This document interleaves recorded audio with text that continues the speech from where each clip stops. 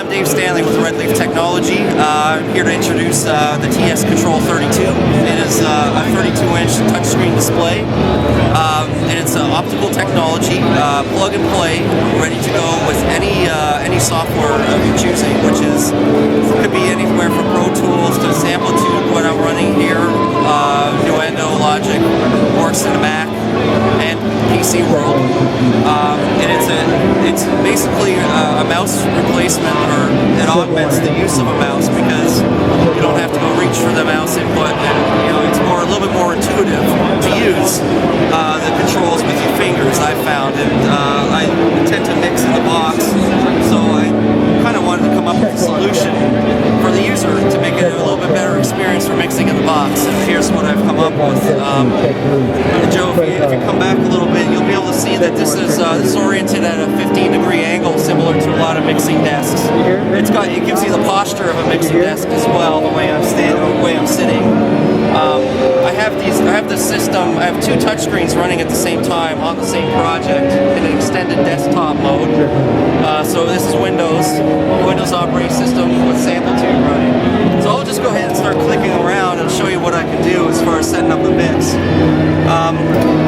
Fader movements is a big one. It's a matter of just grabbing the fader and moving it up and down. As you can see, I'm using my wrist to stabilize where we're going, and so that you don't get any missed coordinates, things like that.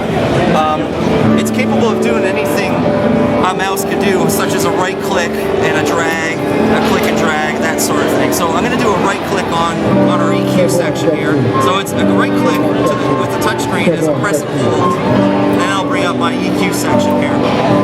So then I can go ahead and change my EQ points, your Q curves, the way, whatever.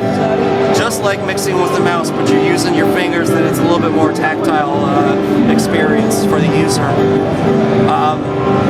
I have a pretty large project here, well, large for me at least. And what I've done was I've got this extended desktop, so I can see all the channels going at once here, so I can visually see what's going on in my project. And of course, this would be good for automation as well.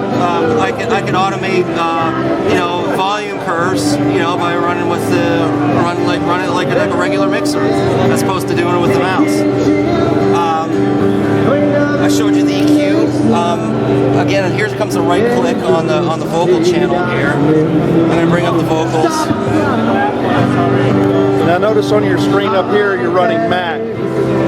Is that the same project that we're looking at there? But that's a Mac, right? Yes, that's a different project, but it's on the Mac. Okay. Yeah, so I just wanted to display the Macintosh computer, that it is compatible with Mac. I've got Logic running here, and it's fully compatible. You can do your fader movements here. Here's your EQ. We just have one of our units upside down, just for demonstration purposes only. They'll never be set up this way.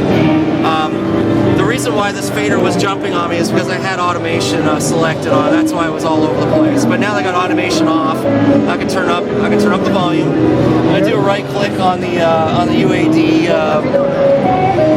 UAD plug-in here, so I can bring this up here in the foreground, and then I can change my gain settings. Anything you want to do with the mouse is what you can do with this system. That's great. That's about the gist of it. Okay, thank you very much, Dave.